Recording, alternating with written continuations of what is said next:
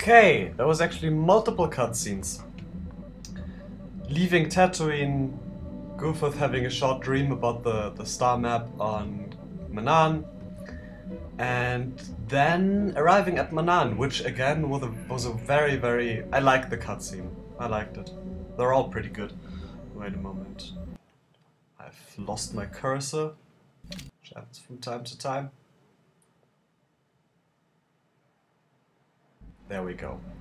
And first things first. Goofuth is going to try to get information out of his crew members about Manaan if they've already been there. One of the few reasons for him to actually speak to Koth, to benefit from his experiences. Yes, what's on your mind? You know anything about this place? Manaan's a neutral world.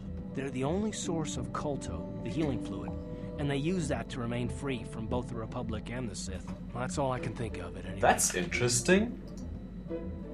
You got it. They're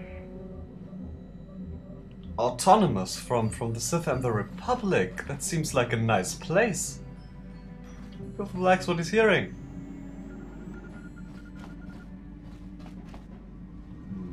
I'm wondering, well, it's a long shot, but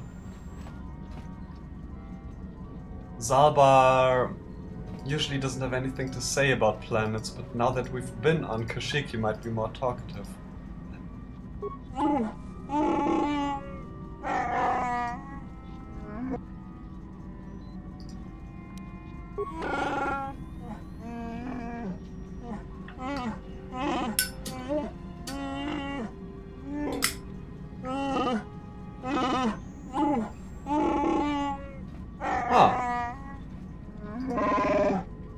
Still doesn't have very much to say, but he is behaving differently. I actually think that's been a big personal evolvement for him. Got something on your mind, dude? You know anything about Manaan? Manaan's an unusual place. Not for its water, mind you. It's the KotOR, healing juice.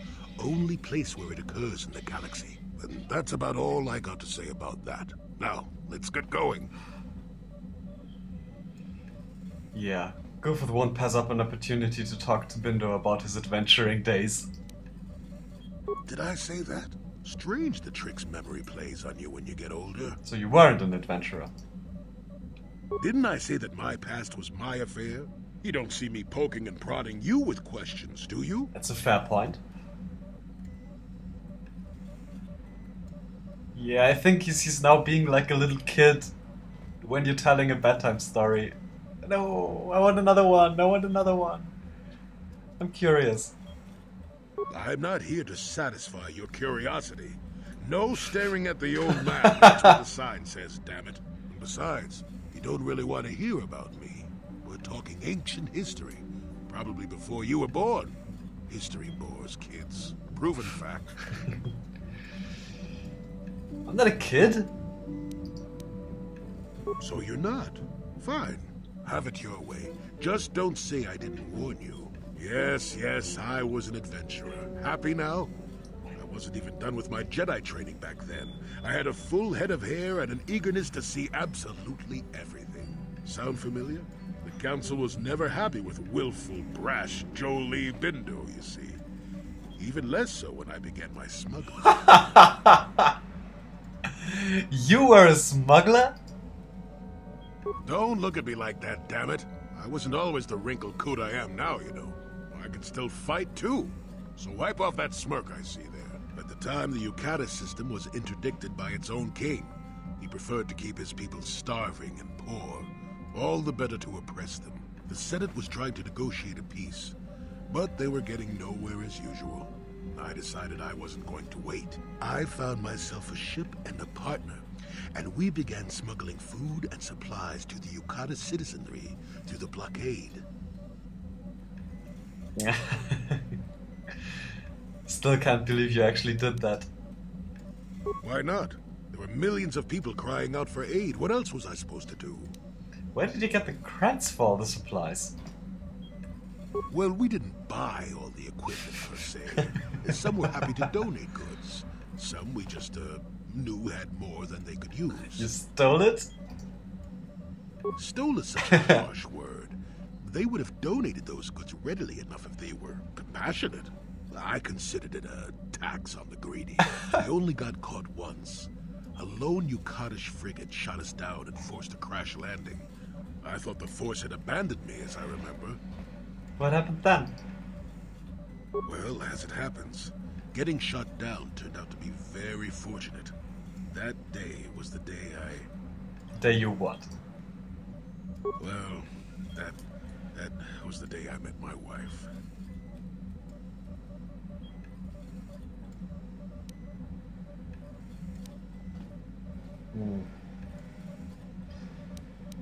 Goofuth tends to be a very blunt person.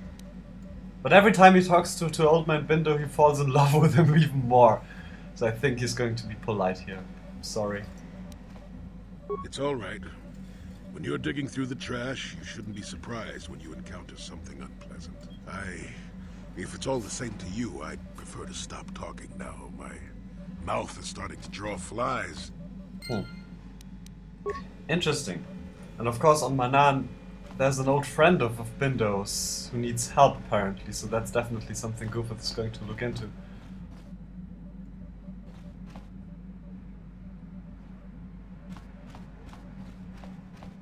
No, that's Goofuth's quarters.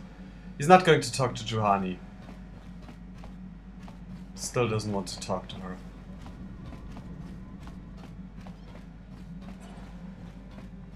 Mission, on the other hand, is always a pleasure to talk to in Goofuth's eyes. Hey there, what can I do for you? You know anything about Manan? Manon's the source for all the KotOR in the galaxy. That's why this fish-faced Selkath can stay neutral in this whole Sith Republic war. But I don't know much else about this place. Sorry I can't be more help, you know? Is there anything else I can do for you? No, never mind. Okay, have it your way.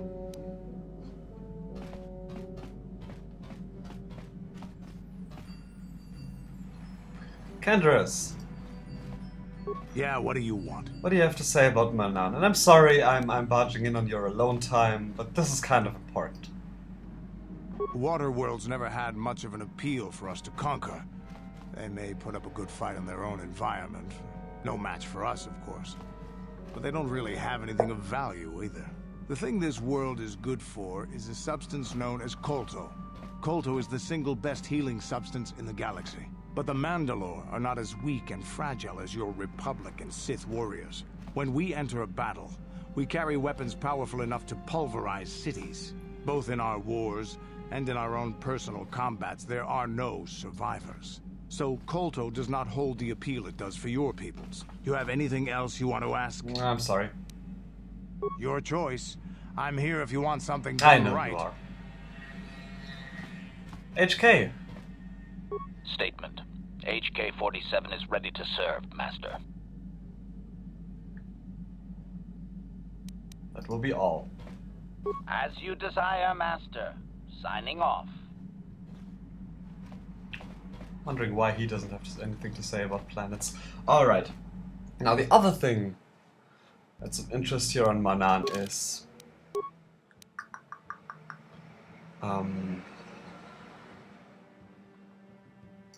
the Genoharadan. It's been a while since that Twi'lek approached us. The Genoharadan say to see Hulas on Manan. Come alone or not at all. Now, he's not going to go out there alone. That's too dangerous. I mean, he is there to flaunt himself, and it probably would send even a better message if he were just to strut around there by himself. But even with his ego, Goofuth is not that stupid. That would be too dangerous. Now, we have no idea who or where Hulas might be. Same goes for the Genoharadan. Although, I've realized by now that the Genoharadan is a group of people. If it's a race or if it's an organization, we don't know. But they're multiple persons. And Hulas, I don't know if Hulas is affiliated with the Genoharadan, or what that's all about really, but we at least have a contact name. So we're going to try to be on the lookout for somebody named Hulas. And if we found out where Hulas might be, then Goofuth is going to send everybody back to the Ebon Hawk and approach him alone. Or her. Which is a possibility as well. Or it. I don't know. Who knows? In case we don't find anybody named Hulas. In case Hulas is on the lookout for Goofuth and only approaches him when he's alone, Goofuth is going to venture out alone at some point. But only after he's checked out the territory a bit. So until then, yeah, he's going to take mission, because she's allowed to have some fun once in a while. And yeah, if he's going to have a vacation, he wants to have a mission with her. And also his advisor, Old Man Bindo, who, as it happens, I elaborated on that, is also Mission's personal bodyguard, so that's fitting. Two people whose company he enjoys greatly, and Mission's still going to be safe.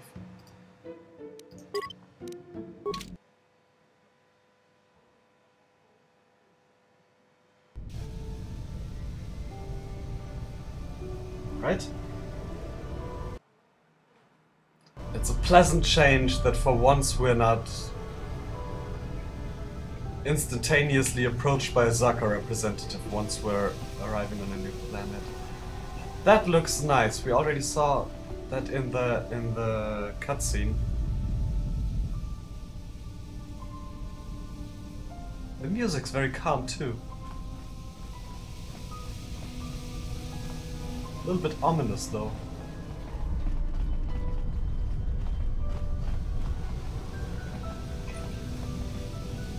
Alright.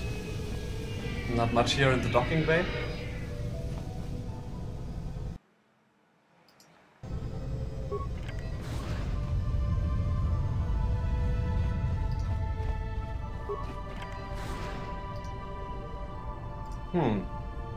Wow.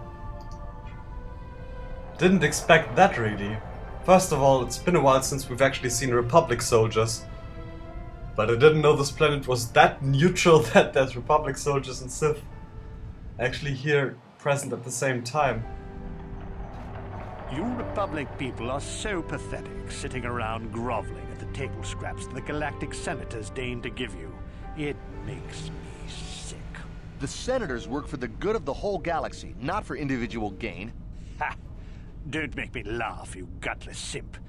It's the destiny of weak-minded fools like you to be ruled over by the strong, like we Sith. I'm warning you. Don't push me or you'll get just what you're asking for. Try it. Just try it. I'd love to see you throw the first punch.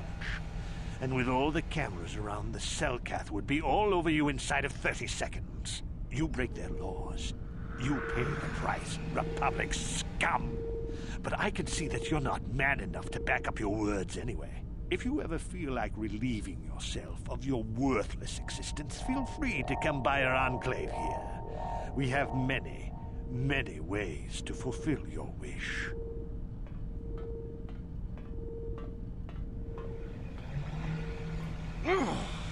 Yeah, what are you... Oh, I apologize, Master Jedi. I should not have been rude. Alright. Interesting things happening. We know that there's a Sith enclave here, and Goofuth will do his best to deal with that, of course. But he also knows now that he won't be able to do it openly, because apparently there's laws against killing Sith on this planet. It would have been too surprising if this planet didn't annoy him in some way in the first 5 minutes he's been here. But it's happened again. Every planet he goes to. No, number 2 is pretty much obvious. Of course, he hates the Republic almost as much as he hates the Sith. Almost, still. Yeah, might as well get some information out of him. Well, of course, I'm always willing to help a Jedi. What do you require? Yeah, why are there Sith on Manaan? Well, for the KotOR, of course. Really, that's the only reason anyone would want to be here. It's the only reason the Selkath built Atto City in the first place. To explore